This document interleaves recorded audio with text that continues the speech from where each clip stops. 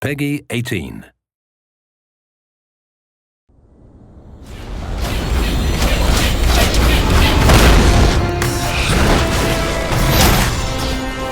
There's nothing better than encountering a monster and just having a hell of a time trying to kill it. And you finally triumph and you have that sense of accomplishment. You know, there may be 10 ways to defeat this enemy. One way is the best, and you figuring that out is what makes that exciting. I think one of the challenges in making a new fantasy world that's unknown to players is it needs to feel familiar without being just a clone of things that are done before. Get it? Yep. All right. We've sort of taken a very dark spin on some of the classic creatures you might expect to find in a fantasy game. As if we didn't have enough troubles. As an animator, we have some great creatures in the game that are super fun to hand key. We look at references, spiders and alligators, reptiles, birds, all these things. And it's going on the stage and shooting all day in motion capture. Action. The studio here is great to just fire it up. You could take an idea, motion capture it, process it, and put it in the game, on the same day. Run for it! We're trying to give the player an experience of wanting to move through the areas and kill all the creatures that are stopping them, not just for the sake of killing the creatures, but to find out what's going on. Somebody please, help me! We have a core creature, which is the Wargar. Their race is kind of what was underneath this town. And somehow they got perverted. Something happened. They're kind of reptilian looking, and we kind of just try to creep them out a little bit. So you look at tarantulas and just get that kind of feel. Their deepest desire is to become like spiders.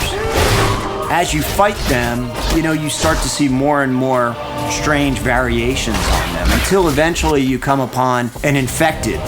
And an infected has actual spider legs. You come up to him and you start to realize, hey, this guy's got magic. And he's also teleporting all over the place. So you're like, you're just about to shoot him and he goes off to another place.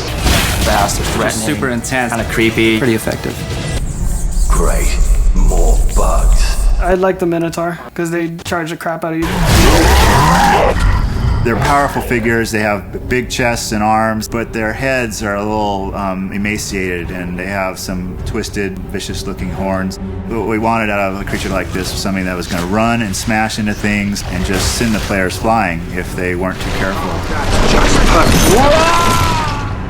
I'm loving the assassin right now.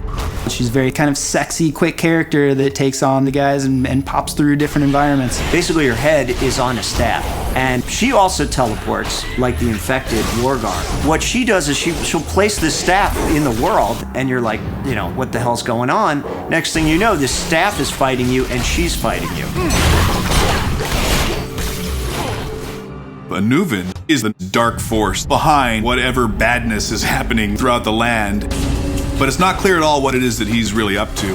And we reveal that to the player slowly throughout the course of the game, and ultimately you find out who he is, and what he's up to.